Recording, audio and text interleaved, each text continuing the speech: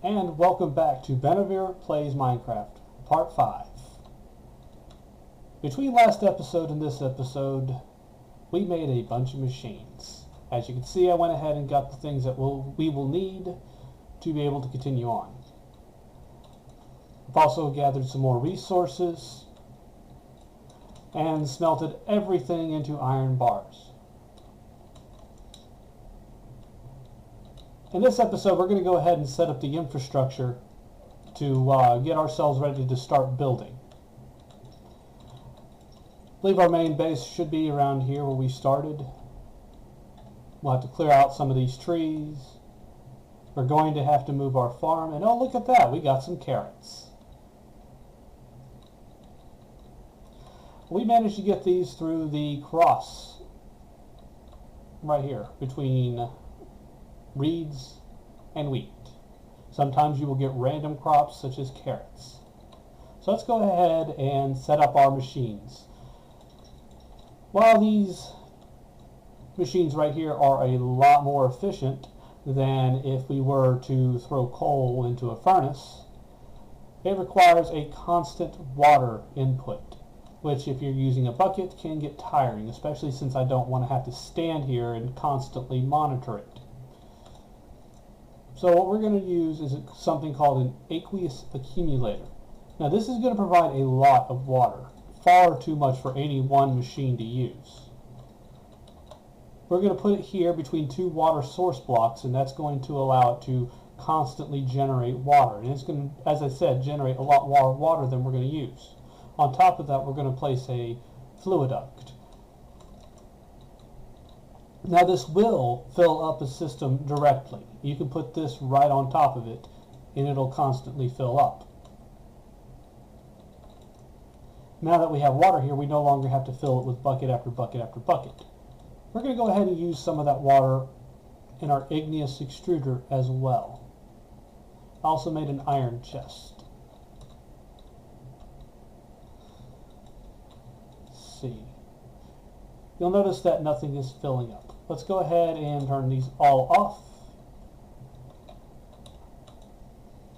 As you can see, I made a crescent wrench. This is going to be used to rotate the device. I want to rotate it like that. That'll allow me to get water out of the back. Like that, you'll see the water immediately jump up. And I want it outputting on this side and into this iron chest.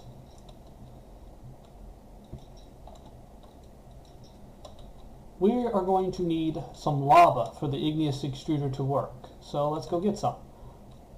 I noticed a pool of surface lava over here in this direction next to the scary place. See it right here?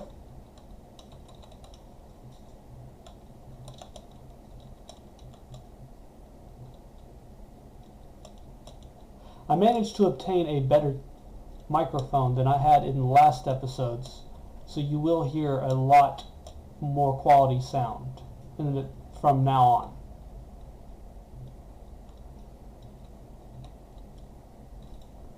Look at that, surface lava.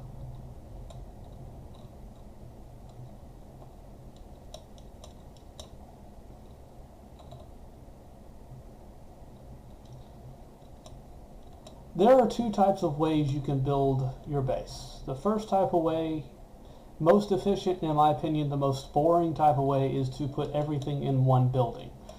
It is the most efficient way. Everything's going to be right next to each other. You're going to have to make multiple levels to house certain machines. Your power source, for instance, you're going to probably want to put either in the middle or on the bottom. And we just right click this igneous extruder and it will start making some cobblestone. Now I don't want it to make cobblestone. I can get tons of cobblestone. I want it to make stone for building. This will use up a bucket of water each time it makes stone. It'll also be a lot slower. But we do not have to smelt the stone. And as I said, we are getting so much water that it doesn't matter.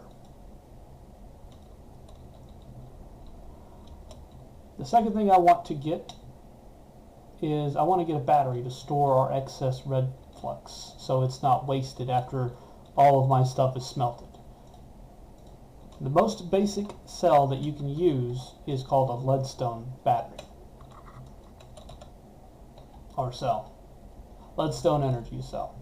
That's made with a leadstone energy cell frame and some other various resources, which is made with glass and lead.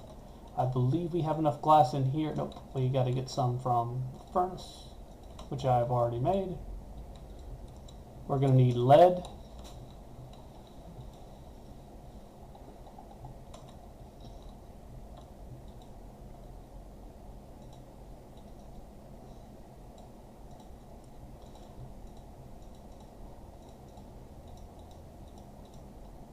Alright YouTube, I'm going to go ahead and make this, and I will be right back whenever I've made this. Welcome back. Alright, we are about ready to make this. Word of warning, you need an electrum ingot for the conductance coil, not gold. As you can see, I made that mistake. And there we go. We got a leadstone energy cell. We're going to go ahead and put this right here. Oops. We have to get around this. Where's my... There we go. The crescent hammer, whenever you shift and right click, you can get things automatically. And we're going to go ahead and put our leadstone energy cell right here. We're going to have it configured to the way the front is input and the right is output.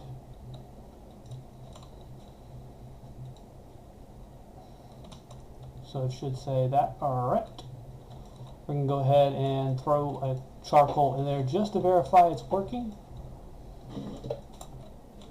And should start seeing it generate. As you can see, it's going through it at the very least. And there you go, we're starting to generate some redstone flux. That means that we're not going to have to run this all the time, just whenever we run out. Alright YouTube, I'm going to go ahead and end this segment here. Between this segment and the next, I'm going to generate a lot more stone. I'm also going to start digging out areas that I want to make the foundations of my base. I'm not going to move anything yet, but I'm going to have to think about where I want to put certain things. I'm going to go with a second style of building where I have multiple buildings, each housing a different thing. And with that YouTube, we will be back. And welcome back to Benovere Plays Minecraft. This is the second segment of episode 5. I went ahead and laid out how I want my base to be. This right here is going to be my main house. I like to have multiple rooms to house multiple different things. It's going to be multi-tiered. This is probably going to be where I put the elevator to go from floor to floor. This should not extend lower than the first floor, however. Over here I'm going to have the power room. The power room is going to at first just hold the dynamos that I'm going to be powering with coal or charcoal. And this is going to be the area where I generate the charcoal or the tree farm.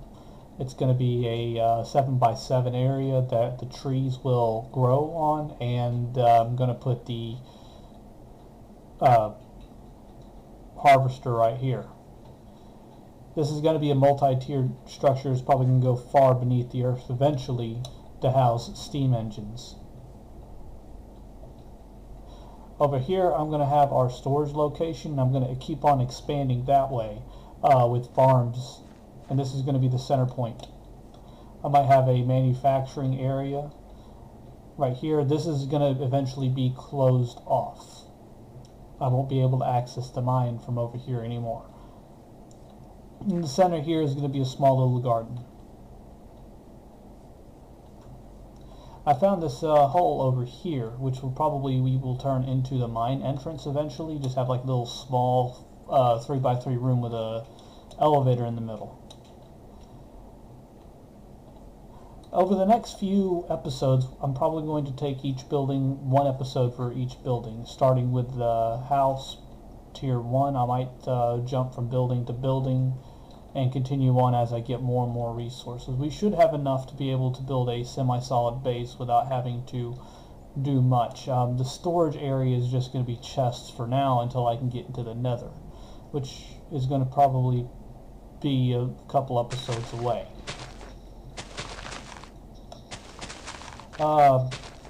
Between this episode and the next, I'm planning on getting rid of all of the trees near here.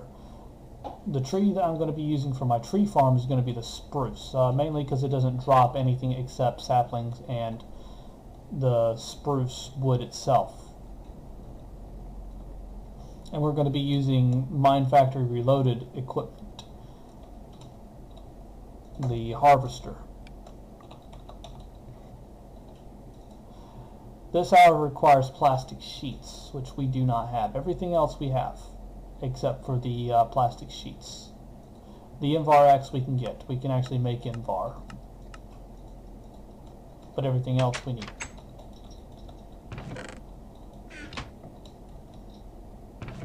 However, I did find this right here, the rubber saplings. And we do have some raw rubber which we can turn into plastic sheets to go ahead and get started on Mine Factory Reloaded.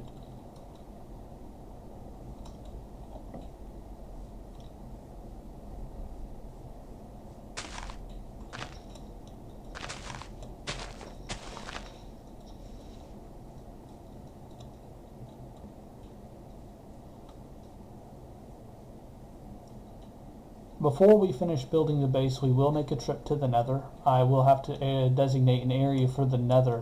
One of the recent updates with Minecraft allowed pigmen to travel to the overworld without you being in the nether. So it's a good practice to go ahead and enclose your nether room so that it doesn't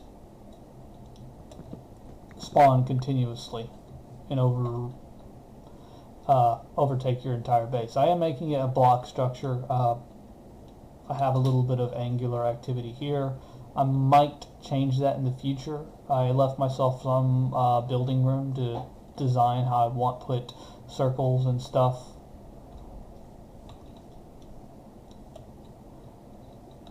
And I'm going to end up putting the farms out here. One farm is going to be a multi-tiered structure. I'm going to be using the harvesters to go vertically, and I have a farm that will automatically gather, and I will have an additional farm next to that which will be industrial craft. There are a lot of things that you can get with industrial craft that you cannot get through by normal means. One of those is redstone. You can also get iron from farming, but that's not as useful. Speaking of which, this is why it's not useful. This is another thing that I'm going to have to make. With autonomous activators and these oreberry bushes, you can actually make an infinite source of metals without having to go anywhere. With the exception of the EXP bush, which I do not have, all of these require total darkness to be able to plant and to be able to grow. I might have an additional building for this, but for the moment I probably should just plant them under the ground and then use autonomous activators and some pipes on top of it to continuously gather the berries. So between this episode and next episode, I will continue gathering some resources. I'm going to need a lot of rubber to get started with Mine Factory Reloaded. I'm going to end up making a few new dynamos. The next the first building we're going to need to make is the power building to be able to get all of our machines working. So 5 or 6 dynamos should be able to power us for now. We'll be able to get our farm over here started, which will be able to produce charcoal, which will be able to power the machines in an infinite loop. Once we got some extra power over there, the second thing on our agenda is to get to the nether. We need nether quartz to generate storage capacity with applied energistics. That is our second goal.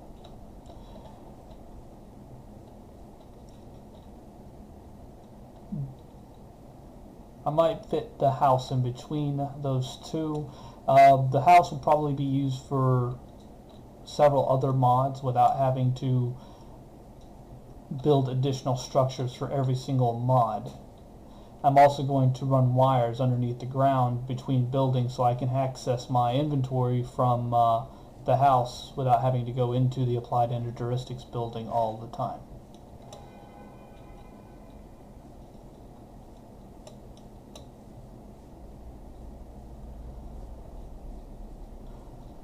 Between this episode and next, though, I am going to build the machines required for this to build the structures, and I'm going to be building the structures on camera.